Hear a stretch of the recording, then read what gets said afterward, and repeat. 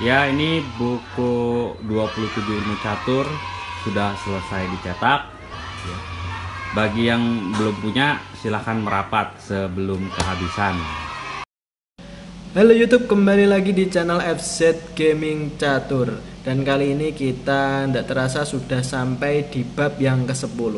Di bab yang ke-10 ini kita akan belajar bagaimana caranya merusak bidak lawan ya. Biasanya bidak lawan ini sangat kuat sehingga susah untuk kita terobos. Nah, bagaimana caranya untuk merusak bidak-bidak lawan kita akan pelajari di bab yang ke-10 ini.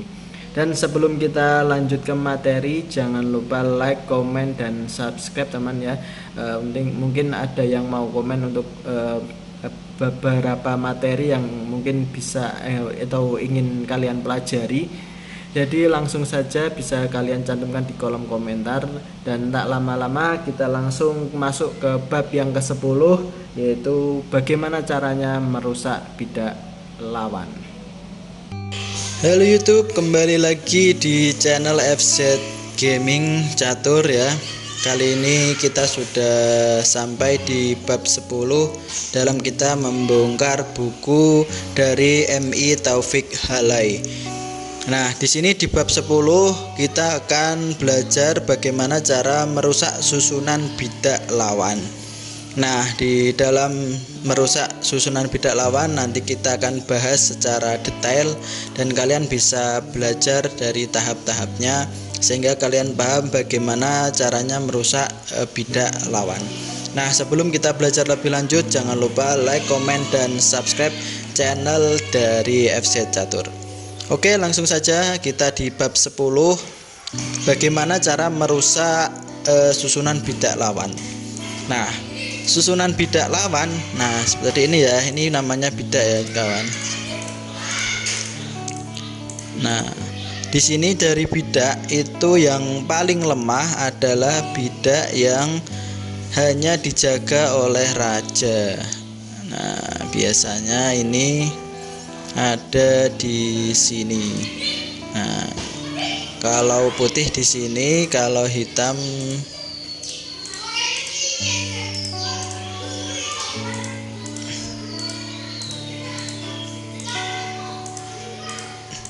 Nah, kalau hitam biasanya ada di sini, di peta F2 di sini dan di peta F3. Ini bidak yang lemah.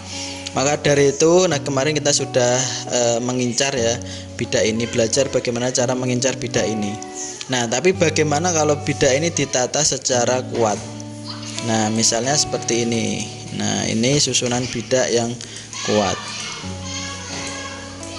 Nah, ini susunan bidak yang kuat.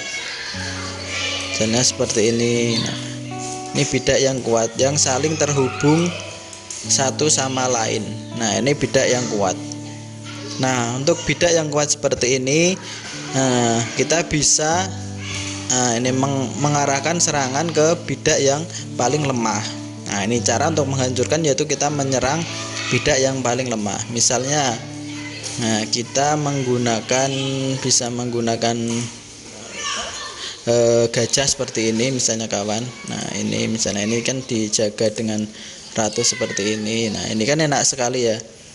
Kalau untuk seperti ini kita menyerang dari yang paling lemah, terus kita nanti tinggal memakan.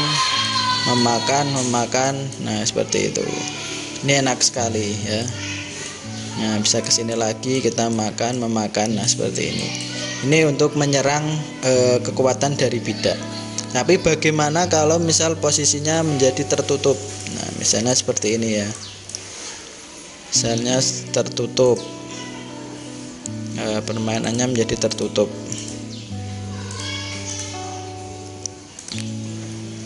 Nah, misalnya ini tertutup. Nah, untuk tertutup seperti ini, misalnya ini sudah nggak bisa jalan. Nah, susunan bidak kita bagus, lawan juga bagus. Maka dari itu kita harus bisa membongkar.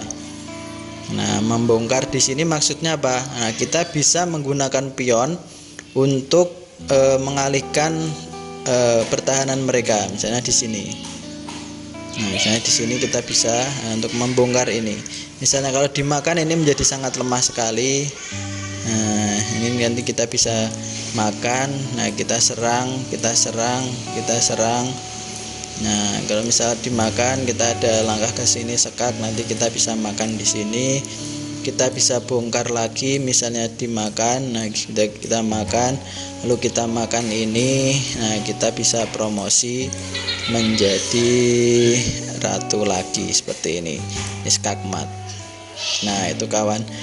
Nah, jadi itu caranya untuk membongkar dari bidak-bidak lawan. Jadi kita menggunakan pion kita untuk membongkar pion-pion lawan. Bentuk langkah yang kedua yaitu membuat lawan memiliki pulau bidak yang sebanyak-banyaknya. Nah, misalnya di sini ya, kita bisa misalnya kita menghadapi hitam dengan susunan bidak yang sangat kuat seperti ini. Nah, di sini kita bisa ini membongkar. Nah, membongkar seperti ini. Nah, misalnya ini di sini ada kuda ya. Nah, dia tidak mungkin maju karena nanti akan diambil oleh kuda. Maka dari itu, nah biasanya dia akan memakan di sini. Nah, dia akan memakan, kita makan balik. Nah, dan di sini bisa kita lihat. Nah, kita hanya memiliki satu pulau bidak. Nah, ini ya. Ini satu baris ya. Lurus sejajar. Ini kita bisa susun seperti ini. Nah, sedangkan lawan memiliki dua pulau bidak. Nah, ini satu di sini dan ini satu di sini. Nah, di sini kalau untuk posisi seperti ini, nah bisa jadi lebih unggul dari putih karena hanya memiliki satu bidak yang sangat terkait. Nah, semisal contoh, nah ini ya dia memajukan ini. Nah, ini sangat enak sekali untuk kita bongkar-bongkar lagi. Nah, misalnya kita di sini, nah kita bisa makan di sini. Nah, ini sehingga ini bisa menjadi 3 pulau bidak. Nah, ini pulau 1, pulau 2, pulau 3. Nah, semakin banyak pulau bidak ini semakin rentan untuk diserang. Nah, misalnya ini kuda di sini. Nah, ini sudah ini tidak bisa melindungi. Nah, ini nggak bisa melindungi. Nah, ini semisal ini ke sini juga, ini kita akan makan ke sini loh, enak sekali ya. Jadi semakin banyak pulau bidak dari lawan, ini akan semakin rentan. Maka dari itu kita harus bisa merusak susunan bidak lawan.